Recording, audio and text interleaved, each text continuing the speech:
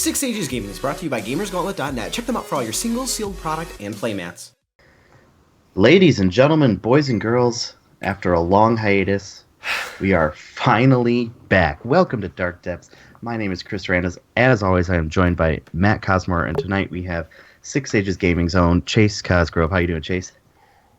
What up? Matt, you doing well as always, I'm sure? Yeah, glad we finally got back to doing this. Only took us a little bit of time. Yeah, so a lot's happened since the last time we did the Dark Depths, and so we have quite a bit of things to talk about and not a ton of time. So let's start right off. Let's talk about some recent AGPs and how those have been going, the kind of results we've been seeing. I know, Matt, you were just at AGP Charlotte. You want to talk about that for a few minutes? Yeah, so AGP Charlotte was super interesting. First off, I want to give a shout out to Kelly Harris. She did, or finished 25th place, I believe it was, with the Dracula deck. And if people somehow don't know who she is, she's the one always posting in the Forceful US group something about Dracula. You can check out her art page, which I completely forget what it is. I think it's like Kelly Illustrations or something like that. She does actually a lot of great work too, and she had her own custom playmat. But yeah, I was super, super impressed, and one of my favorite things I got to see is she got to steal an Alice with Dracula, which was great. Event went super smooth. We had one person who passed the judge test, and overall it was just a pretty smoothly ran event.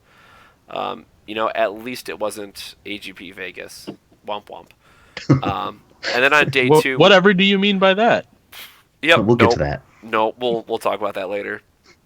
And then, of course, day two, we had the Alice Cluster event that ARG Circuit Series hosted, which was phenomenal as well. And it was great. There was a Kaguya that top aided. Obviously, the Reflect Necrolance made an appearance. There was an Observer deck, I'm pretty sure, in top 8 as well. Yeah, I was all for that. So I didn't get to watch the last couple rounds, but it was a very, very diverse meta. But there was 34 players, I think it was, and there was 7 Reflect, 7 Shion, 6 Kaguya, and 5 Blazer, I think, were like the most played rulers. And in the top 8, if I remember correctly, was a pretty nice spread as well. So I have a lot of hope for Alice Cluster, especially once things hopefully settle out in this next block that we have. So that is my, in a quick nutshell, the weekend. Who was the top 2 from Charlotte? I know Ryan Valentino was second place, right? Dear Lord, I don't remember. No, it was Zach Tufford and Valentino. Was it Valentino? Yeah, Valentino got second. Yeah, because he finally got his. Yeah. So it was Tufford and Valentino for those top 2 finish. And then rest in peace, Ken. I love you. I'm sorry for your 3rd place, and I'm sure everyone knows that whole Fanango went down. But Fanango. Ken got the 2016. Ken got the 3rd place, but not paid invite finish, which God, that feels awful. Well, at least he has a chance to go. Sorry. They have a Kickstarter going, right? Yeah, they do, and It's a GoFundMe. Oh, excuse me, GoFundMe. It is what it is, but shout out to Kathy for, the never-ending support that she gives to Ken. But as a side note, Ken's an L1, he's a great guy for the game, and I really do want to see him go to Japan. So if you guys haven't, please, please, please check out his GoFundMe, and if it's a buck, just throw a buck his way, try and get into Japan, because he went last year, and I definitely think he's one of the players that absolutely deserves to go. But on top of that, he's a good ambassador to the game of people that are actually going to Japan. So, for my aspect, I want people who are not only, the best players that we're sending in the U.S. to Japan to play, but I want them to be, well-mannered and, of course, good ambassadors to the game, to their promoting us and, making the U.S. look good in terms of our culture and our gaming scene. Oh, for sure. Okay, let's address the elephant in the room here for at least a couple minutes. We don't want to spend too much time, but let's talk about AGP Vegas. No. Obviously, the yeah, I mean, people What is this, the Q&A from last night? Oh. No, that was just video games.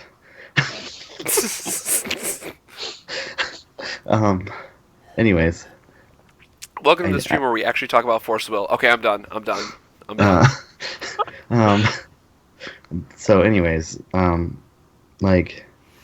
obviously Vegas AGP was a thing.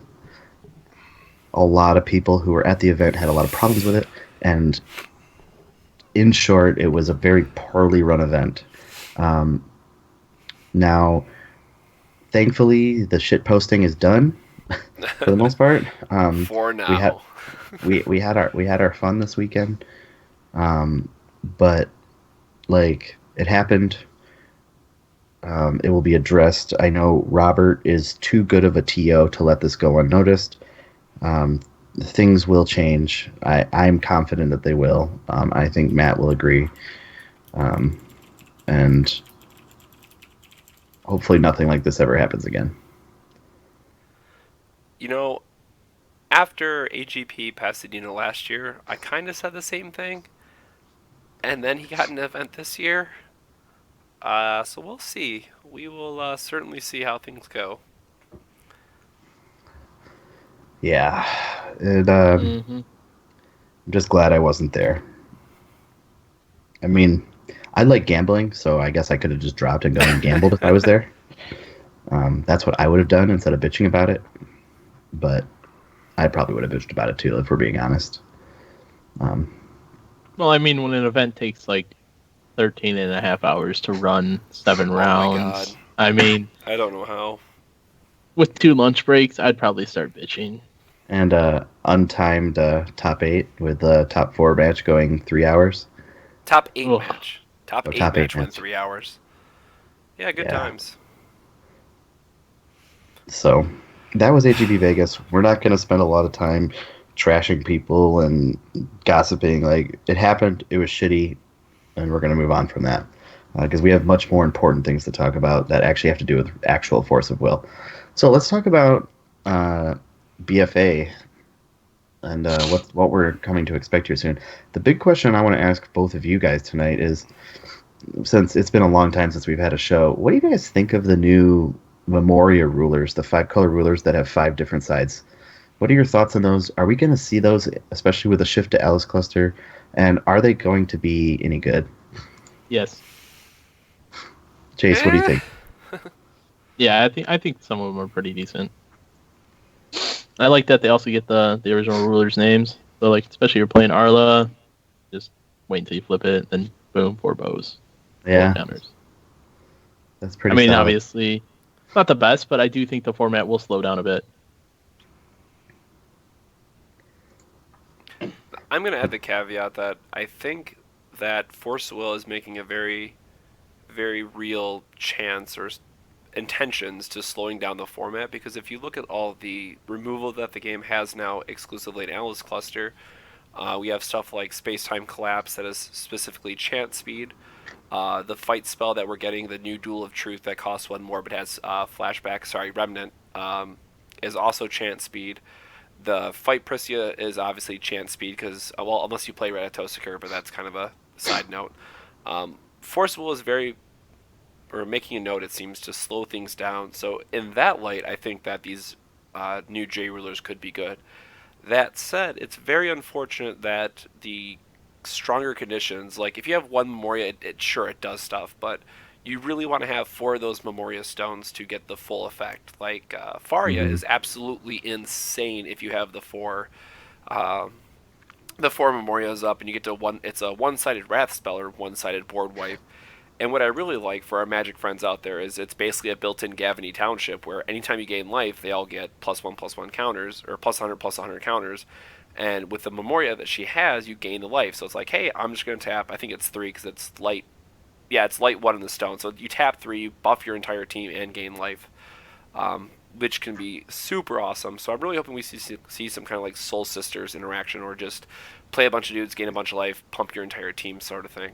That said, I think Arla and Machina, or whatever his J-Ruler side name is, I think it's still Machina, I think those 2 are definitely leading the charge in terms of the best one. And rest in peace, Rizard. I think that's definitely going to be the worst one, just because of how much it forces your deck to be like, hey, I literally need to make a deck with 40 stealth cards, here we go. I like that he can set standby cards for 1 Darkness Will, and I think that does a lot for it. And Hades was one of my favorite cards previewed so far, just because of it offers so much utility for that deck. Like, it does so much, but 1, it's very expensive. 2, you have to build the entire deck as stealth.deck. And 3, I don't think Persephone is great enough of a card to set up your standby where you can really push the deck in that direction. So unless we see some like absolutely phenomenal over-the-top stealth cards come out, I think that J Ruler is going to suffer a lot. But all my money on Machina and Arla. I think Machina is going to be insane. I was just looking at some of the spoilers here. I really like the small assistant Maribella Resonator. Oh my god. She's so good. Two cost, 2 colorless, 5/5. Yes, please. That lets you, when she dies, you get to put a Maribel, one of the 2 other Maribels, into your hand, and then you can remove it from the graveyard to pay 2 less to use the abilities of those Maribel cards. Like, oh, ship it, right? Like, that's really good. So, and you then know the who's Mary, building Affinity, right? This guy. the Maribel spell, Maribella's work. Oh god. Like, how often are you going to be drawing 2 cards for free? Pretty damn often, because it's machines. It's best when you you draw into another Maribella's work and you're just like chaining the draw 2s. Oh. Yeah, Thoughtcast was fine because it had the 1 water restriction, and now this is like, no dog, you get a free 2 draw spell. Sure. That's great, Forcible. Thank you for that. What is this, Yu-Gi-Oh? Pot of Greed? Anyways, that's showing my Yu-Gi-Oh age there. Another card that I thought, at least to me, that I thought was really cool when it was first revealed was the Blood-Covered War Axe. Oh.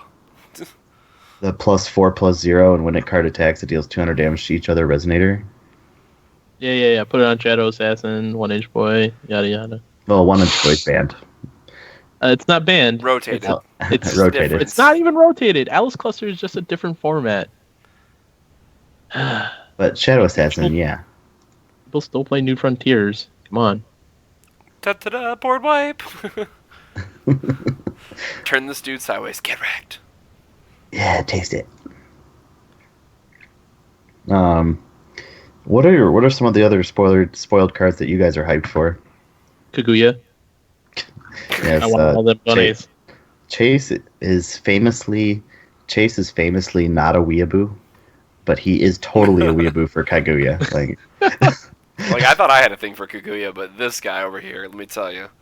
I mean, she goes and fetches up bunnies, right? So you're just like Hugh Hefner. Yes, exactly like that. except without the velvet smoking jacket. Says who? Well, that's what you wear to the tournament. That's what you do. Obviously. Oh my god! If anybody shows up to a tournament with a red velvet smoking jacket, I will just auto concede to them. Heard it here first. That's the way to do it. Stop coming to locals then. I mean, the new Kaguya is really solid. Like, even if you just cast it for 3, it's still a 3 for 8/8 that gains +1/+1 anytime one of your resonators is put into a grave, or whenever all resonators put into a grave. So like, it's just a really, even if it didn't have an awakening, it would be a solid resonator. Yeah, I mean, it makes all your trades pluses, right? Because your Kaguya is just getting bigger and bigger. It's so good. Yeah. No, Travis McPherson says Axe plus Beastly Attack plus Dorothy. Oh god. Oh. Someone's Yes, playing some please. New Frontiers. See, look. I have a link here. Ring of Fate. So the Anabu 42's favorite card apparently is Ring of Fate, which is the chant spell that costs 4. It's a red spell. Each player discards their hand, shuffles all magic stones from their graveyard into their magic stone deck, and shuffles all other cards from their graveyard into their main deck. Then each player draws 5 cards, and then remove the top 5 cards from your main deck from the game. It's diminishing returns from Magic. Yes. If you guys have ever played Magic, except it's red instead of blue. It's basically a spell for what's his name, Arsonist. Yeah, Alistair. Also, shout out to Ryan Lilly who just sent me this, and I can't believe I didn't think about this because I was too busy worrying about a board wipe. But assuming you're playing Blazer, can we just live the dream of Dark Faria in the Axe? Deal 200 damage to all those resonators, gain 200 life for each resonator you hit. Oh, yes. No, we Yes. don't live that dream. Now, this is assuming that aggro is going to be a thing. Like, you you could be only hitting like 1 or 2 resonators. So I mean, let's just live it. I mean, attack, it's a 9/9. Well, first off, it gains life whenever it connects too, so you're automatically gaining 900 if they don't like Demon Flame it or something. So you could be gaining like, let's even assume 2 resonators, so that's 13. You're getting 1300 life after swinging with this. So turn 2 Dark Varia, turn 3 Axe Swing. Let's go. I find it interesting that there is a super rare Were-Rabbit in this set. The Hair of Inaba. When all of the Were-Rabbit support is like in Crimson Moon Fairy Tale. The Were-Rabbits are coming, just watch out. I guess the New Frontiers format is not dead. But the Hair of Inaba is a pretty decent card in New Frontiers. 3-drop 6/7. And then you can name a card when it enters and reveal the top 4 cards and put all revealed cards with that name into your hand. I mean, if you're playing like a Cheyenne Were-Rabbit deck, that could be useful. Look at all these cards I know. All right, can we talk about how bad Reflect and Refrain is? The Resonator? The Yeah. shift. Yeah, it's not that good. Like it looks cool, but So this is what I'm imagining they were thinking when they made this card. They were like, the first Reflect and Refrain was way too good. Let's make this one really bad. And I get it it. kills itself. A lot of people are saying, but hey, the win side is, untargetable. It's an investment. You can use your extra will every turn. Sure, great. Too bad they literally just printed all these deals 200 damage to everything cards. And on top of that, you're spending so many turns building it up to get to that point. So, hey, the upside is that it's probably going to be a double-sided foil if you get it in a foil version. And double-sided full art. Oh, double-sided full art. And oh Jesus, yes please. The artwork on the Reflect Refrain is amazing. I will give it that. I really do like the artwork. I know a lot of people didn't for some reason, but I was a fan. Even if the card sucks, at least you can look at it. Look how pretty it is. Yeah, you put 4 of them in your 4 binder, which I highly recommend to everyone. Maybe we can get sponsored by 4 binders. If you're watching 4 binders, hit us up. Coming soon. Ultimate Guard sponsor. Let's just add 4 binders while we're at it. Yeah. What about the Gil Lapis Resonator? I like him. I like him a lot. I want to live that dream, but I'm just not too sure about it. The Regalia one, that is. Like, I remember when Door to Nothingness was like played in a fringe deck. Sorry, everyone that we're going off on Magic the Gathering tangents here, but with the exception of Chris, I guess, Chase and I have the Magic background, and he still knows some of those cards since we talk about them all the time. But at least with Door to Nothingness, it's set up in a way that where you probably played it on one turn, and you're literally winning the next turn.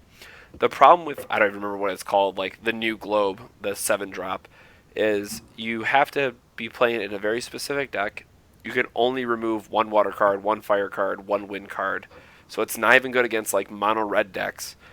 And then you still have to push yourself in a direction where, okay, I hope they don't play Maribel or something, or they don't have a way to get rid of it, be it whatever it is, space-time collapse, what have you. Like, it takes so much work to get to that win condition.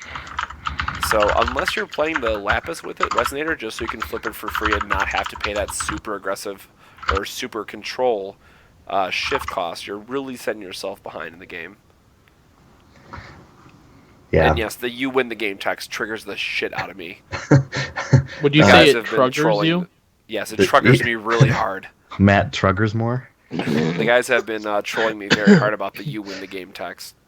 So we win the match, right? In our Six Sages gaming chat on Facebook, Matt's new nickname is Trugsmore. I got so triggered, I put Truggered, and it was not good. Well, it was good though. It was. So yeah, let's talk about since we're talking about you win the game, let's talk about that Regalia, the Shift Regalia. What do you guys think? I mean, I like the 2 mana draw card. Yeah, that's I don't fine. think Yeah, that's something you want to do in this game. No, this game seems way too aggressive to be paying 2 mana to just draw a card. Yeah, I mean that's kind of like the saving grace of it is that it does cycle itself. It's a 2-drop, so you can play it early enough and get away with it. But other than that, again, in most decks you're removing 1, 2, hopefully 3 cards with it. And maybe that's fine. Like, sure, if I'm paying 7 will to remove 3 cards, that's probably fine. Like a Regalia in 2 colors, assuming most decks play that. But like, again, outside of that, like, let's look at the Necrolance stack. Like, in your Necrolance mirror, you're gonna hit like, okay, I removed a Lancelot. Great, I can't remove anything else in your deck for the rest of the game. Feels bad. And yeah, you sideboard it out. You maybe don't have it main deck for those decks. I get it, but it's still not like knowing that's going to be one of the major forces in the meta. That's not something you can afford to have in your deck. Like, period. I mean, and let's talk about the you win the game text. Like, okay, so the Regalia costs 7. So say the earliest that you can get this on the field is turn 7. I mean, I'm sure there's ways to cheat it in, but Yeah, Gil Lapis. Gil Yeah. Lapis, and that's it. sure. But let's just say you hard cast it for 7. The earliest that you're ever going to win the game is on like turn 13 or 14. Which Yep, maybe turn In- 14. Woof. in today's meta, you're probably dead by then. That's why you win the game twice and you just win the match. Unless you're playing like Tree, I guess. Like Great. this is like one of the heaviest control cards we've ever seen. And it's super cute, but I don't think it's gonna see literally any play. I don't think I'll see any play at all. Wait, guys, I got this. We play the tree deck, we play one of each fairy, and we just get there.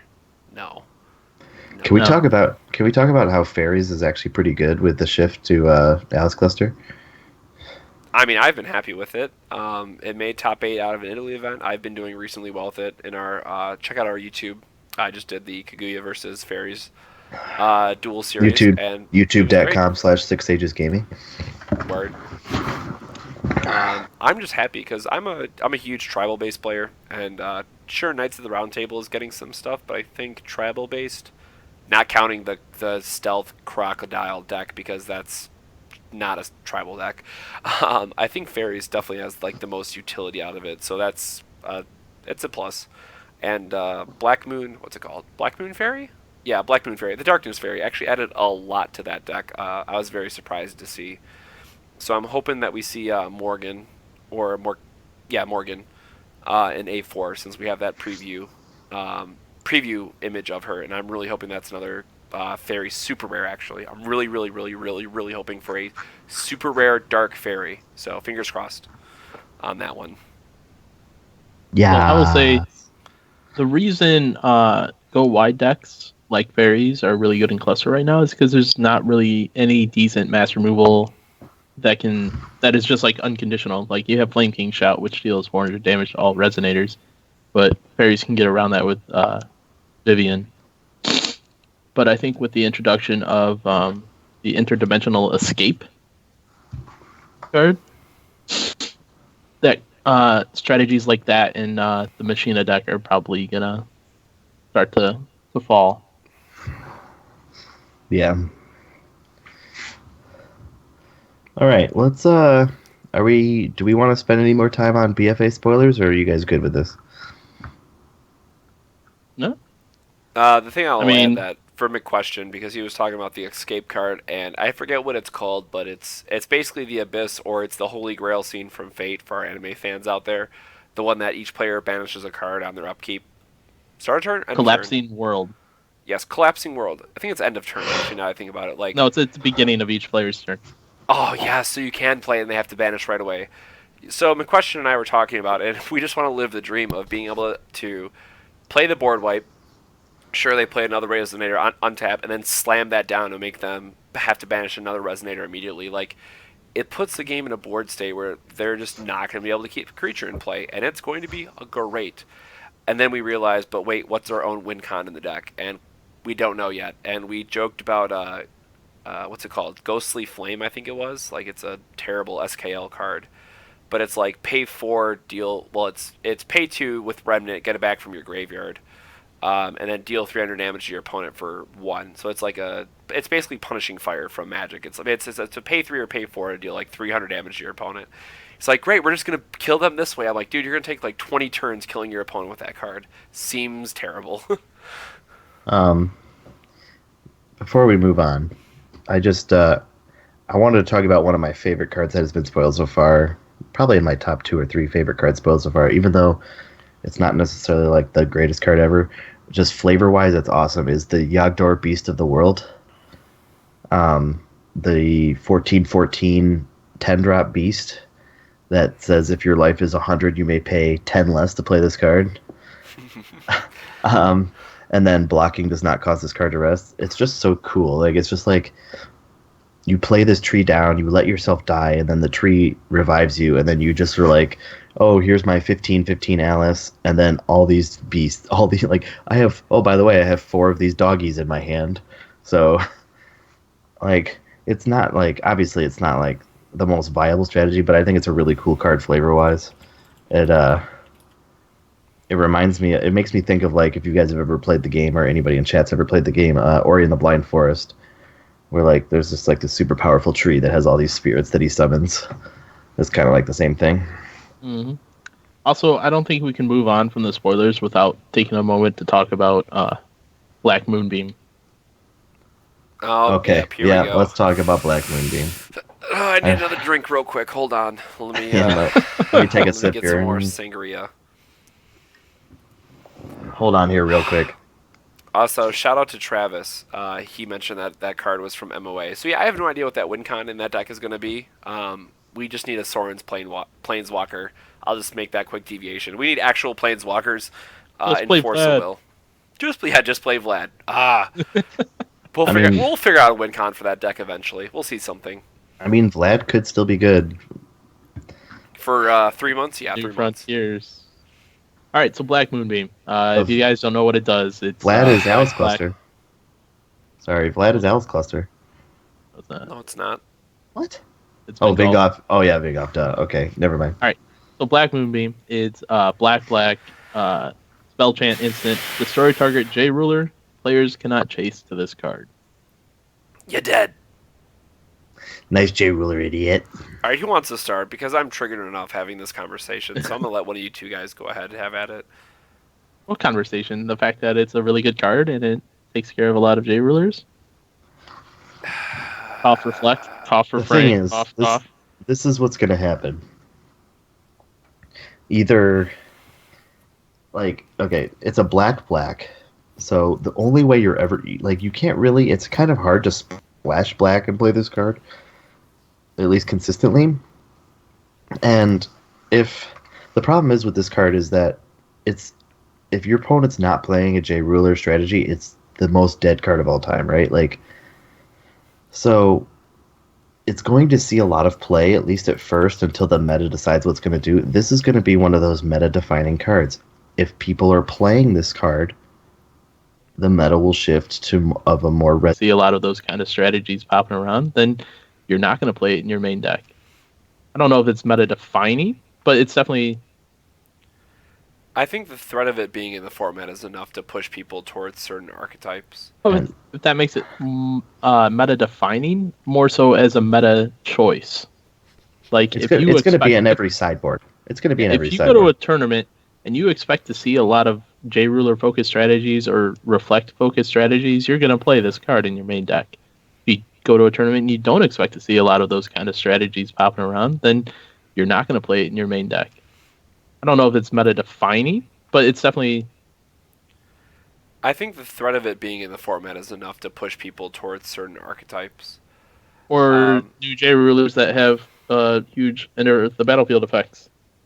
Yeah. Which is, turns out, it's like Force Will is moving in this direction, and I made this comment on the Force Will US page.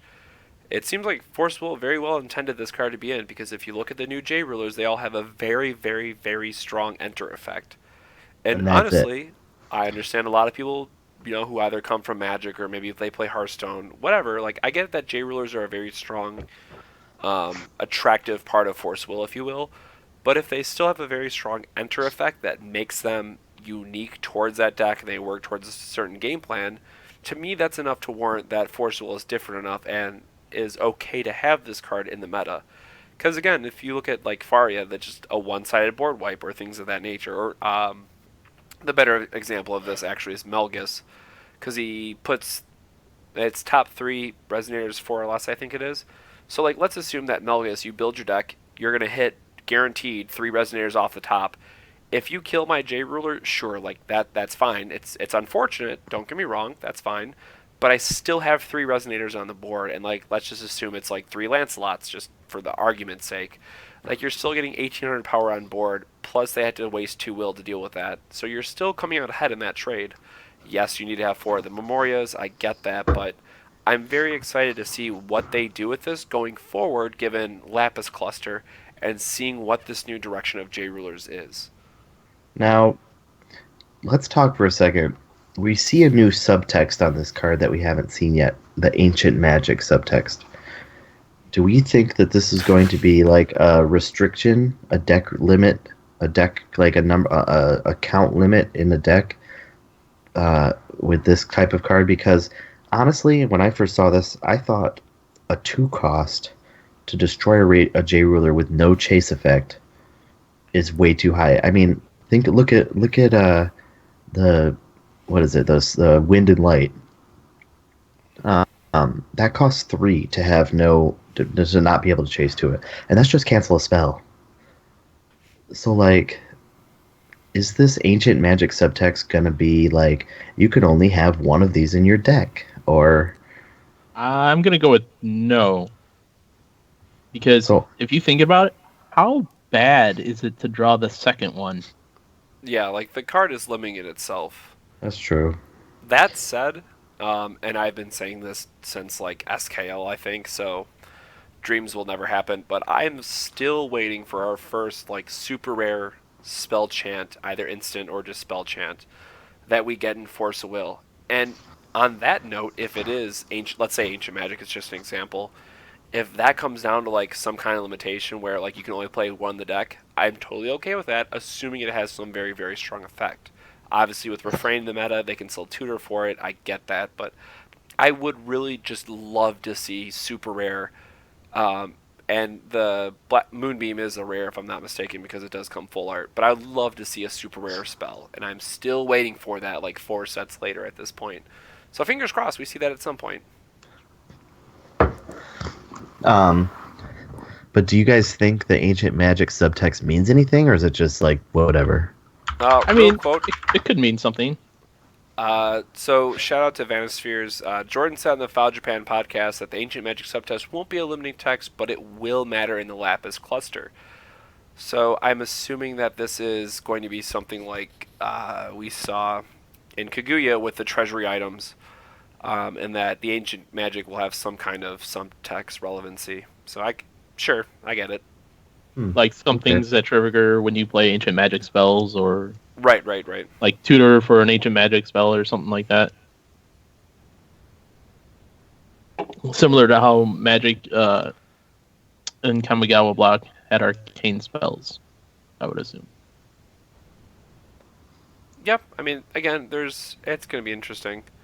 Oh, the other thing, since I'm on the topics of things that Matt wishes he would get, man lands or stone lands, whatever you want to call them, for Force of Will.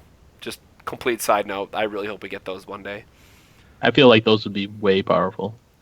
Exactly. I mean, this is Force of Will. Welcome to a very powerful game that feels like it wants to be modern or legacy power level. So I feel like we should have had those already, but let's talk for a minute about losing dual stones in Alice Cluster. 100% okay with it. 1000% okay with it. There are dual stones. Oh, hush, Kaguya boy. Okay, actually, I mean, that's actually a tri-stone, so I mean... Yeah, but technically, yeah, it'd be... Oh, whatever. You know what I mean. Plus there's Ruler's Memorias, and, this is a cluster that's based around Regalia, so I have a feeling most decks are going to be playing a bunch of Regalias, so they get to play 4 Ruler's Memorias, so they get to play essentially whatever they want. Even if they don't draw their Ruler's Memorias, Matchstick Girl Cosmore. Yeah, let's... I'm colorblind. Isn't that the excuse from AGP St. Louis? Yeah, colorblind. Ruler's Memoria is a pretty busted card if we're being honest. Well, yeah. Plus, Yeah. you now have the first Flights Memoria when that set comes out. Just play a green heavy 5-color deck, and you get access to all your colors pretty easily.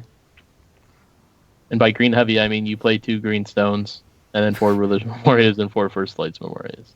Well, I mean, to elaborate on that a little bit more, like you'd still want to play a control deck. You'd probably still want to be playing Moonbreeze elves and stuff like that. But yeah, I mean, you can get away by having all these sideboarding options or even main deck options. Like, sure, you're turning 2 will into 1, but if you're casting like a Match Girl out of nowhere for Awakening 4 or something, like, yeah, it's worth it. Turns out. I know a lot of people were upset with the color fixing and losing the dual stones, but again, between I take that back. With Ruler's Memoria alone, given how important Regalia is, that's more than enough color fixing. And I realize, yes, it's only 4 stones, but basically having 4 stones that can tap for anything is a little too good in my opinion. But who knows what else that we're going to... Well, who knows what we're going to see in Vingolf, first and foremost, and then who knows what we're going to see in Lapis Cluster. Vingolf should be pretty soon. I think the biggest loss with the loss of the dual stones isn't the color fixing, it's the stone fixing, I guess. Like, your Black Moon's Memoria does not count as a darkness stone for your Executioner, and your Hymnal's Memoria does not count as a water stone for your Prison in the Lunar Lake. So it just makes those cards that much worse. Yeah, that's very true. Yeah. That's actually a really good point to bring up. Because like cards like Prison in Lunar Lake is a really great card, but yeah, you need a water stone for that, so it's interesting. On that note, though, actually, I would really like to see a movement or a pull rather of standby cards that have these restrictions that are a little bit more powerful, just so it encourages like 1 to 2 color decks. Just so like you must have like 2 water or 1 water stone, sure, but again, if they have these like super powerful effects that make it worth it, that'd be very interesting to see what that does to the meta. And people are telling me to turn my mic up. I am sorry, but it's as good as it's going to get with my settings, unfortunately. I mean, I hear you all right, so I don't know. Yeah, you sound good to me. Maybe if we recorded this and put it on like iTunes or something, or up on YouTube every once in a while. Congratulations, Chase! You just got yourself a job. Yeah, my mic is up all the way, unfortunately, and I'm trying to be quiet because Sally's sleeping next door, and I don't want to yell. So sorry about that. Well, all right, what other topics we got there, Chris? Let's talk about the shift in the United States to Alice Cluster. What's that going to mean? What type of decks are you guys expecting, especially coming into these summer AGPs and these summer months of tournaments? It was a pretty big announcement when it came out, but like it's a very weird shift for us. We were expecting this shift to come in like August, September. It's happening now. Those of us who have been with the game since it came out in the US are losing all of our prized cards that we've been with. Cheshire Cats are gone. All of our favorite cards from Crimson Moon Fairy Tale and Castle in Heaven 2 Towers and NPR. So what type of meta shift? Can I say something real quick? Sure. I know you're talking about losing all of these cards from Grim Cluster and whatever. I know the announcement. It feels like a lot of people don't understand that the announcement is Alice Cluster is just going to be at the US AGPs from now on. And they might be at the ARGs. Jim hasn't decided on all of them if he's going to make all of them Alice Cluster or not. If you're playing in local tournaments, your store has the choice to play New Frontiers. That is still a completely valid format if people want to play it. Oh, for sure. I mean, it's just a format change for the largest tournaments. It doesn't mean that everyone has to stop playing New Frontiers. I actually like New Frontiers a lot, so I don't know. Yeah, I mean, Gamers Gauntlet is doing 2 tournaments a week, and one of them is New Frontiers, and one of them is Alice Cluster. So we get to try both. But I mean, I'm just saying, like, it's not like I'm mad about it. I'm just saying it's going to be a weird shift for those of us who've been with the game since the beginning. Like, these are the cards that we're introduced to us from the start, and it's like, well, it almost feels like the people like the Cheshire Cats and like the history of this game is kind of going away a little bit, and that's not necessarily a bad thing. Like, obviously it helps keep the meta fresh, but it's just like this nostalgia factor, I guess, is what I'm trying to get at. Like, it's just like we're moving on to a new era. I mean, I'm used to playing card games with the rotation, so I'm pretty meh about it. Like, I knew it was coming in September, and like it's fine. I mean, especially because we all know that they're gonna reprint Cheshire Cat and Vin Golf anyway, so whatever. You heard Still it here holding first. on to that dream. You heard it here first, folks. Chase Cosgrove, 2016. And I mean, Yeah, like, Vin for Golf those- is gonna have Elvish Priest, Morgiana, and don't Cheshire do Cat. it. I swear to God. Oh, And like, so anyone that's been with us from the start, like Chris and I have been doing this since January of last year. Like before Force Will even hit the United States, we were playing on Lackey, we were playing the Grim Cluster stuff, and we've had it for a very, very long time. Now, anyone that knows how much I've been complaining about it, like, I am 100% ready for Alice Cluster. Like, I am so excited that the AGPs are moving towards Alice Cluster. Like, I am ready to start just because of the new tools we get, what we're losing. Like, yeah, there's no more Split, there's no more Dual Stones, there's no Cheshire Cats, and, you know, there's just so many cards that we've been playing with it, and someone just said in Twitch chat, like, congratulations, like, you have 4 stones that can produce blue. Oh, wow, I better play Cheshire Cat. Like, this is an auto 4 of, like, I have to play this card. yeah. And don't get me wrong, like, if you're playing red, you have to play Lancelot. That's like the new rule. Like, those kind of cards, or sorry, if you're playing a red aggressive deck, I should clarify. And Just sure, another those red deck. just another red deck Cosgrove. And sure, some of those decks are still, or some of those card restrictions are still going to apply. That's just like the nature of the card game. Turns out, like like Lucifer and Seraph actually are the two best the best example of this right now. If you're playing a mid-range control deck, you better be splashing white and black to play that combo, because it's just so good right now. So that's always going to happen. The point is, it's going to push us in this new meta. Some new decks are going to evolve, and we're going to see stuff like Green Machina, especially if everyone's playing that stupid Moonbeam.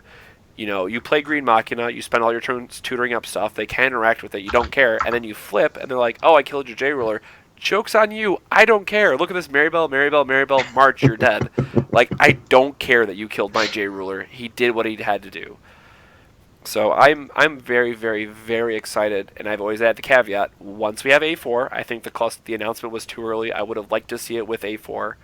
And I mean, we will see that with the exception of Toronto, I think, might change to Alice Cluster before A4, what have you.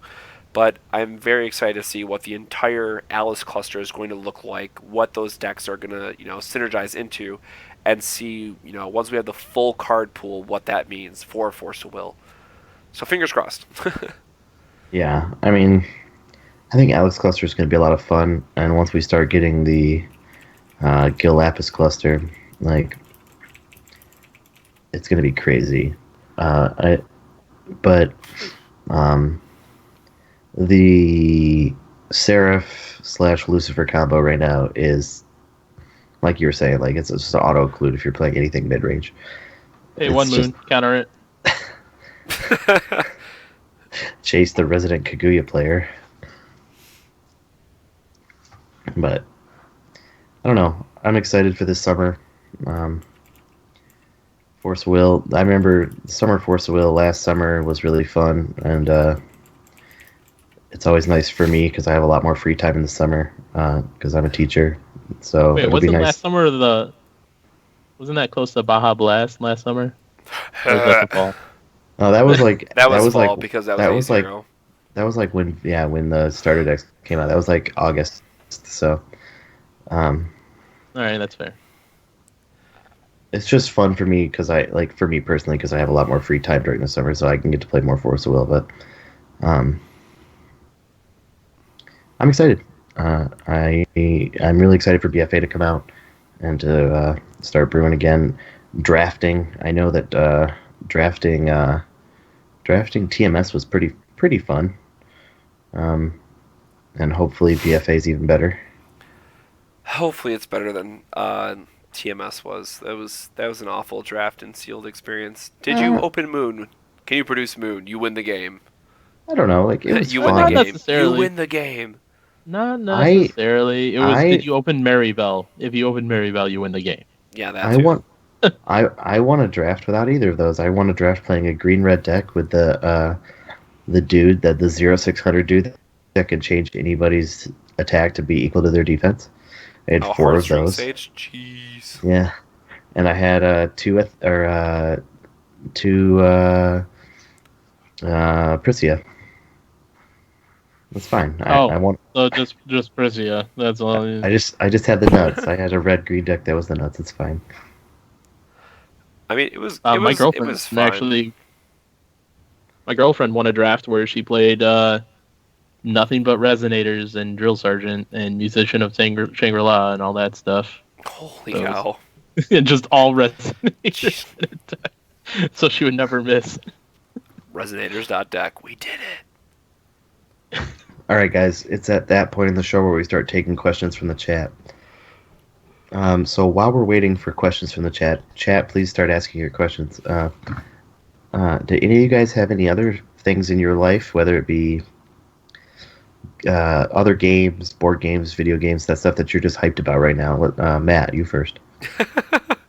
All right, so anyone that knows me knows that I'm super excited for Overwatch. First and foremost, the servers open at 7 p.m. Chris told me on Yep. Monday night, and I should have Tuesday off from work, so I'm probably going to be doing an all-night stream of Overwatch if I can. But other than that, I've actually been very excited to get into Hex TCG.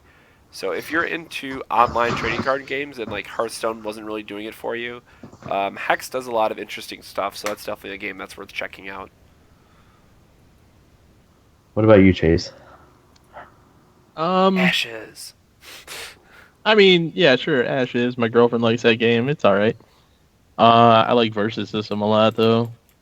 We're having a tournament on Saturday that I don't get to play in because I gotta work. It's late. Oh, yeah. There's a Versus System tournament on Saturday? Yep. Oh, If cool. you want to play? I have a deck you can borrow. I've literally never played that game, but maybe. It looks cool, though. No, So- it's sweet. It's all dominated by A4 stuff right now, which is kind of lame. I'm super hyped for Overwatch. Yeah, who'd have thought? I'm very, very excited for that. Currently, I'm playing the Uncharted series because Uncharted 4 just came out, so I'm playing the Nathan Drake collection.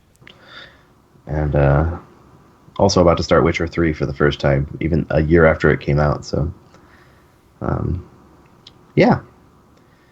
Games. Games. All right, real quick to address one of the questions that we have in the chat. So Daffy is asking, and a lot of people have been asking for the Xion list. All right, so this is for us. Who actually in our play group has the Xion deck still built, so we can get that deck list posted to our US page or to our The one that page? The one that I played in on camera Yes. and got wrecked by green machines. the I have blue it. black one. Yes. Yeah, it's mine. All right, can you post Yeah. a picture of it to our Facebook page for everybody? I mean, Maybe. probably. I have it right here, but maybe. I mean, laying it out and like all that stuff. A lot of work. I'll see what I can do. Best I got. Best I got. Okay, next question is, what do you think of the longevity of Force of Will? Is it here to stay, or is it a flash in the pan? Well, let me start before we trouble Matt and Chase with this question. It's been around for a year and a half almost already, and it seems to be doing okay. So I don't think it's a flash in the pan. But who knows? I mean, Kaijudo was around for like 2 or 3 years, and then it just randomly died out of nowhere. So, could happen. But I think, Hasbro. but again, I've said this. If I've said this once, I've said it literally 1,000 times. Force of Will is not a game like Kaijudo or like a Bushiroad game, where like Bushiroad could cancel a game, or Wizards of the Coast could just cancel a game and be like, or Hasbro could be like, and they're like, we're fine. We got 6 other games. Force of Will Company is literally just Force of Will. if this game dies, that company dies. So they have a lot more of a vested interest in making this game survive. And I think more people than ever are playing Force of Will right now. So I'm not super worried about it. I think it's fine. It's never going to be like a Magic the Gathering, but it's carved itself a market as being a solid game with good mechanics, good artwork, and I don't think it's going anywhere anytime soon. I mean, will it survive forever? No, because no game ever does. Someday, Magic the Gathering will probably die. No, it won't. Yeah, well, No, it won't. I mean, the bubble might explode or pop on the Eternal stuff, but I don't think the game itself will go away. Yeah, they'll I just mean- finally stick to standard and modern. we'll see. But, like, and Yu-Gi-Oh! Is on the verge of dying, so. Oh, yeah. I've heard that a lot. Like, at Um, least once a year. Yu-Gi-Oh's gonna die, it's so bad. People keep playing it, and so I'll add to that with the thing is now, and this is me coming from Magic the Gathering background and being a very tournament heavy grinder for those like especially the last like year and a half, 2 years that I was playing. The thing that Forceful has going for it is that it has a very, very, very, very, very strong casual support, and that is perfectly fine. That is what keeps people. That's what keeps sets coming out. And I'll use Gamers Gauntlet as a point of this. I mean, we had 8 people on Wednesday for our tournament, which is great. But I can guarantee you, there's probably like 20 other players who are just they come in, they buy product, they buy singles, what have you. And quick shout out gamersgauntlet.net for all your TCG needs. On a more serious note, like there's a lot of people who are still buying this game that just don't show up to tournaments, and that is perfectly fine. And yes, AGB numbers are arguably down from last season, and in very heavy quotation marks that I'm doing, because there's 10 events this year instead of just 5, so they're more spread out, and people don't feel that the push to have to go to these events. So yeah, it might not be the greatest, but if we're getting like 200 player events and we're seeing a growth in Forceful from the local game store level, that is perfectly fine with me. I'm 100% okay with that. Let's see. Matt, did you ever beat those fucking bosses on Final Fantasy? I'm on 8-star right now, so I have 3 days to work through that. No, Overwatch is gonna come over and take my life, so I don't think I'll be able to clear Final Fantasy. Womp womp. All right. What underrated / underplayed ruler would you like to see have more play now that AGPs are Alice Cluster, LB Brewing, Rosard? Well, we didn't talk about this today, but even though it's not Alice Cluster, Grimia made a top 8 this past weekend. That was pretty insane, I gotta admit. Like, God, that I made me was so impressed. happy. That's I so was awesome. absolutely impressed. Underplayed ruler. I think with Alice Cluster, especially once A4 comes out, I think Timeline Arsonist is going to be a card you're going to see a little bit more. Please. Please.